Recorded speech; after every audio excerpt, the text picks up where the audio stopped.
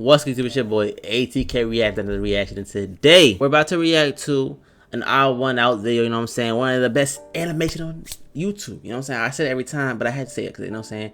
Because the animation's hit. And you're going to see what we're talking about today. But if y'all not sub to my channel with that sub button, hit that like button. And let's see what we're about to get into. Alright, y'all, this is the TheOdd1sOut animation before computers. Let's get to it. When you're watching any animated piece of media, I think it's easy to forget that you're watching drawings move. Yeah. Excuse me? That is crazy. It takes a long time. Harry Potter dark magic is this? Since when did drawings move? I drew a picture of a dog once, but it hasn't moved at all, not even to play fetch.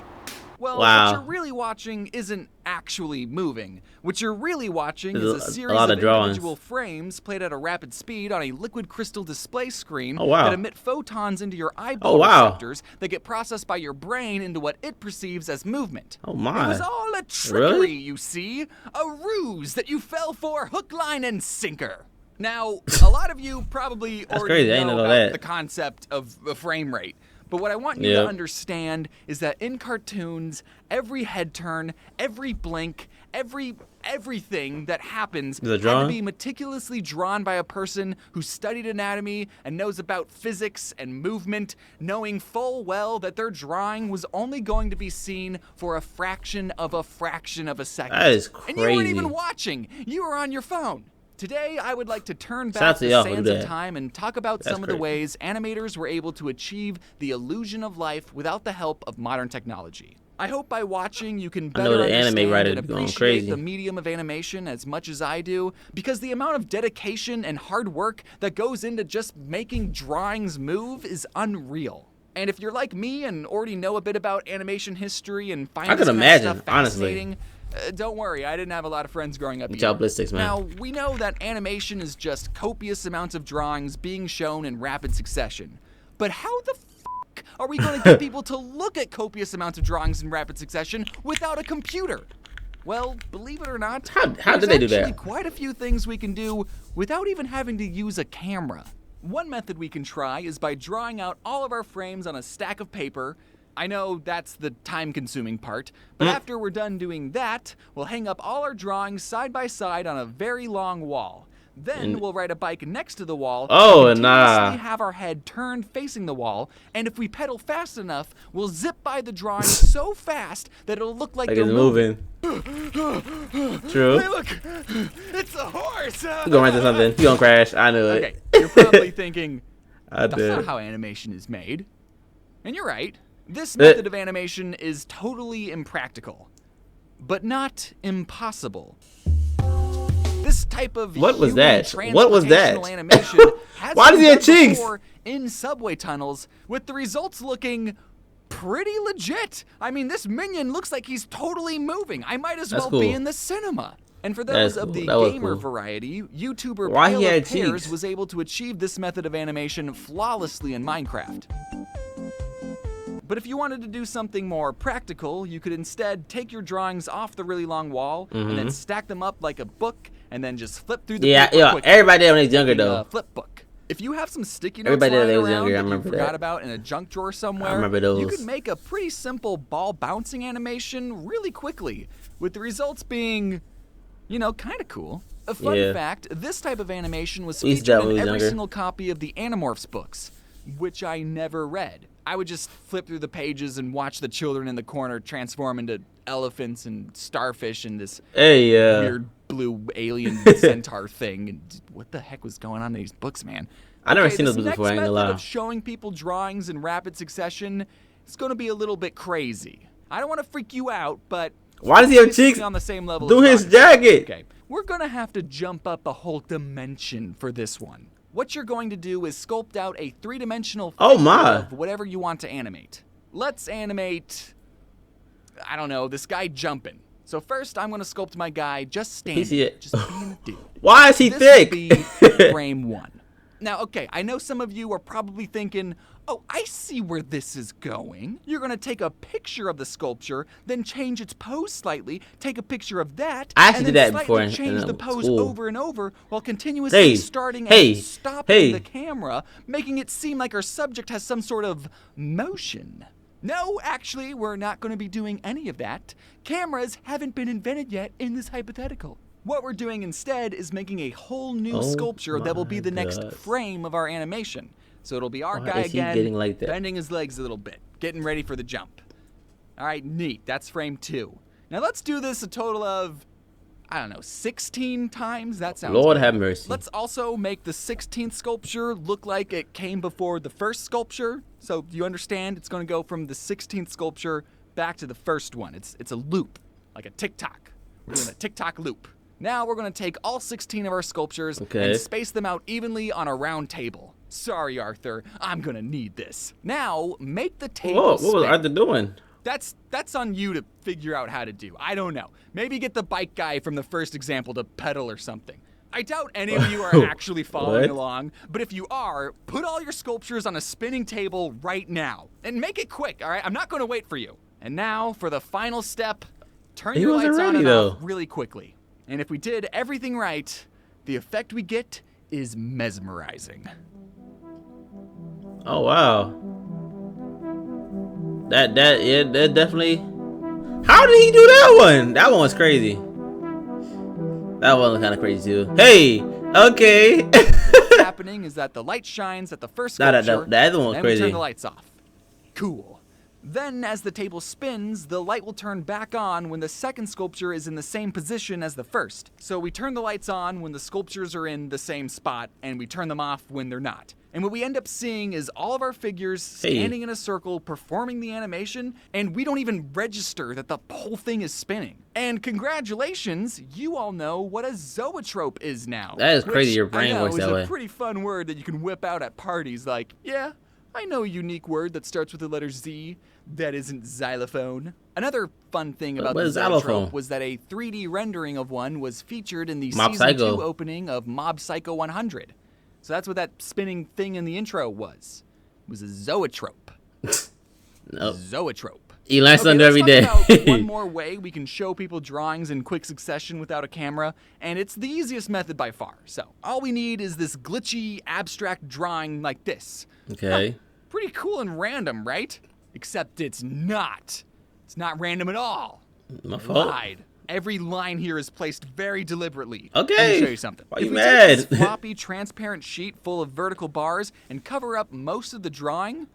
Hey, look at that. It's like a puma or a cat. That looks like one of them kitty cats. Now, if we slide the transparent sheet over and reveal different parts of the drawing, it looks like a kitty cat put in a different position.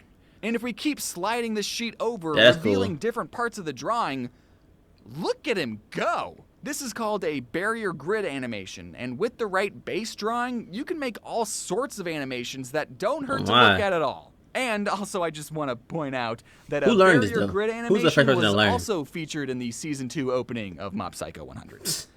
Wow. Hey, do you guys want to watch anime later? So all I'm these down. different methods of showing people drawings in quick succession, I don't know if there's a word for it, but I'm calling it physical animation. Like animation you can hold and touch with your fingers, you know? All those warrior cat animation memes, that's digital animation, right? This is physical. It's the real deal. But there's one form of physical animation that we haven't talked about yet that's unarguably the most popular and the most important form of physical animation to have ever existed on Earth. Excuse me. Okay, now we're going to use cameras. Okay, they finally figured it out. With the invention of film, showing people multiple images in quick succession had never been easier. Now we can take something from real life. What's good with these people having cheeks? Into a film strip, process it, and then shine a light through it again to get a recreation of the image. And if we roll this whole strip of film over this strobe light, we get moving pictures. That's why they're called movies. Because they move. Okay. What the fuck? A lot of times, film was used to capture the movements of real people. But it was also used in the same way to capture the movements of people of the animated variety. Let's take a look at an old Castlevania. Cartoon, the 1968 animated Batman series. The first time Batman has ever appeared in the animation form. You know, the really old Batman cartoon that had arm on the screen during fight scenes? Boom, pow, ka-chow. Except they didn't. They didn't do that in the cartoon. Visually showing the verbiage of impacts was exclusively an Adam West thing. In the cartoon, you gotta see those impacts. Hey, can I ask you a thought-provoking question? Listening.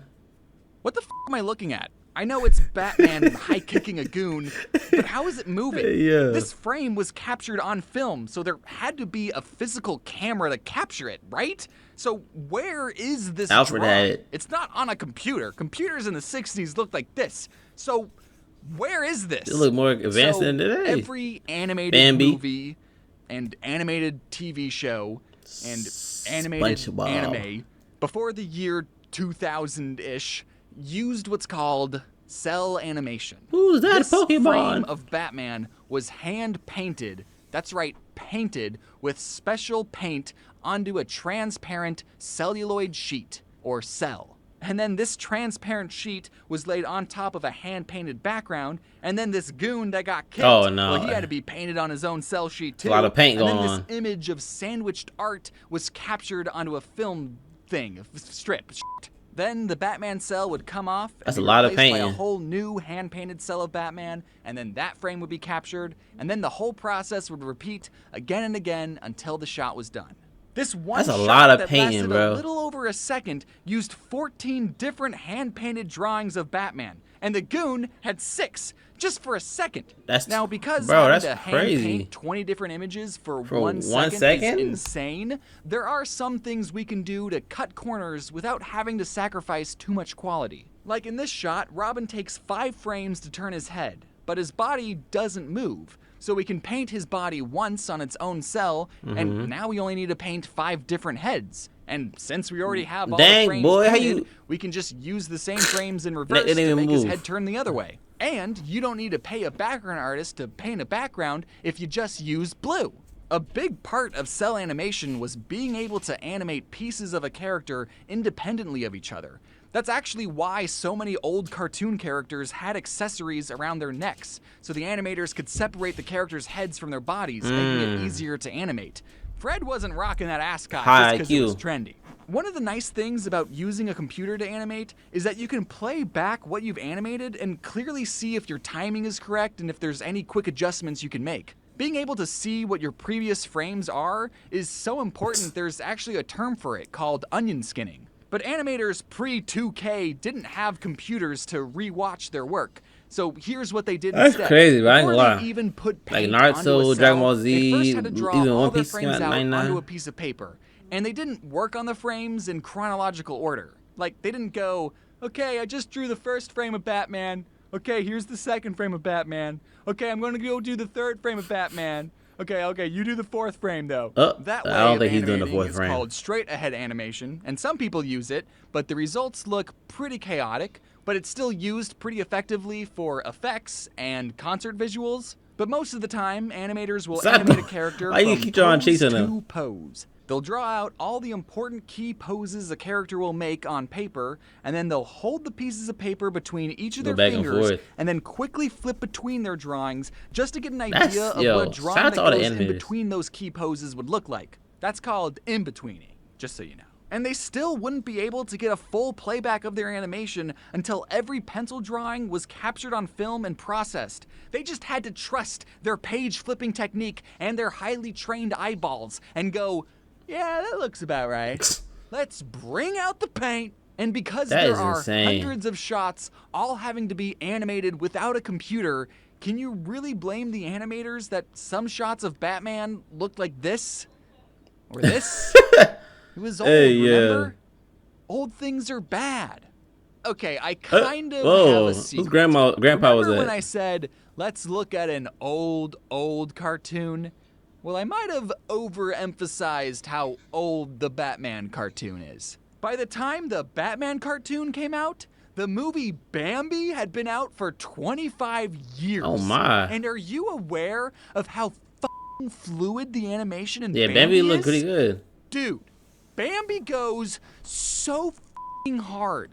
Walt literally TheOdd1sOut brought a is deer tripping. from the f***ing woods into their studio just so the animators could be like, oh, that's neat. That's how deers move. I understand Wow, that's this crazy. more now. What the f***? I did not know that. I honestly thought the Batman show came out way earlier in the animation timeline because of how it looked. Obviously, That these is two crazy. things were created by different studios with different animators and different budgets, And TV animation always has to create more animation per budget, but all the same techniques and equipment used to make an episode of Batman were the exact same techniques and equipment used to make an episode of Bambi do look really smooth. I don't mean that as a dunk on Batman. I'm more so impressed with how amazing Bambi looks, especially since while it came out, World War II was currently happening. Really? So because celluloid sheets were used to animate every TV show, movie, and anime there has ever been before the year 2000-ish, by my calculations, there are millions of cell sheets out there. Like this single frame of Batman kicking, it's on a cell sheet somewhere. And more importantly, who owns it? Many of the cells that still exist have been sold to the general public. But because of how the paint and time works, cell sheets need to be kept very well preserved. So since cells are very hard to preserve, and because they're not making any new ones, some cells are worth a lot of money. Yeah. This cell and original background from My Neighbor Totoro sold for $84,000. While I'm writing the script, there's currently an auction going on for this cell from the Jungle Book for $10,000. I love the Jungle Book, bro. I love the Jungle Book. And I own this cell, Squidward Laughing, that I got at a convention for $300. Okay. It's not an original background. The background's a print, and it's actually not even the correct background for the shot. But I'm just pointing out that not all cells are thousands of dollars. You know, they made millions of these. So you can get a cell from a TV show for a couple hundred. And then you get to own frame of animation. Like that belongs to you now, which I think is super cool. Yeah, it's cool. I agree. Of Squidward laughing belongs to me. And you can't have it. Okay, you're getting a little creepy now. So if you ever visit some friends who really like cartoons, there's a good chance that they have an animation cell somewhere on display. And those are just a handful of ways that animators were able to achieve the illusion of life without a computer. And I do just want to say, just because something was animated on a computer doesn't make it any less artistic. Yes, computers make the process easier and more streamlined, absolutely. It's still a human expressing their creativity and being in control of that. Did you hear me? It's a human expressing themselves. And being in control creatively. I hope you enjoyed learning a bit about animation history. There's still quite a few things that I didn't get to cover, like how did Walt animate this panning, parallaxing shot of Bambi where the trees move on separate layers? What kind of technology did they create to make trees move at different speeds? So much hard work and talent is involved. Yeah, Bambi, I didn't know Bambi was that old. Animation you see, and because of animation, we're able to tell incredible stories that are nothing like anything we ever see in our day-to-day lives. And before I go, can we talk about the intro to the Batman series, please? Oh my God! I just want to go over some quick announcements. Oh my God! Don't worry. The Scribble Showdown Tour is coming back in January Vancouver, to a city near you, but this time the kiddies aren't invited. That's right. Hey, you on East Coast? Why you go to the East Coast? Time, leave the children at home with the babysitter. If you're like me and are behind on your Christmas shopping, there's some new holiday merch in the merch store, so check it out. But if the shipping won't get there in time, then there's also the Oddballs graphic novel available in retail stores like Target and Barnes & Noble and Walmart. I'll probably see you all in the new year, so Happy New Year. Yes, sir. Shout out to the TheOdd1sOut, man. Make sure I go to his page, hit that like button, hit that subscribe button on his page, you know, make sure I do that. But I'm not gonna lie, bro. Watching this video made me have I already had a lot of respect for animators, cause I love animation videos. Like, they love anime, cartoons, animation videos, like on YouTube, all that. But watching this, bro, made me have a whole lot more respect for animators, bro. Y'all be doing a lot. I don't know how y'all do that, bro. That's, you know, any pictures they gotta draw or things they gotta do with this scene that they're seeing. Yeah, hey, shout out to y'all. Y'all doing a lot. Y'all definitely carrying, bro. You know what I'm saying? There's a lot of animation things out there that are amazing. So shout out to y'all. I see why some of the studios be trying to get some more money. They deserve it. They definitely deserve it, bro. Cause y'all be doing a lot. But once again, shout out to the TheOdd1sOut. You know what I'm saying? One of my favorite animators on YouTube. Make sure y'all are subbed to my channel. Hit that sub button, hit that like button. Hey, I told y'all in the beginning. Hit that like button. If y'all didn't still, hit that like button. Let me know if y'all enjoyed the video, yes or no. And let me know what y'all want to see next. It's your boy ATK Reacts. And with that being said, we out of here.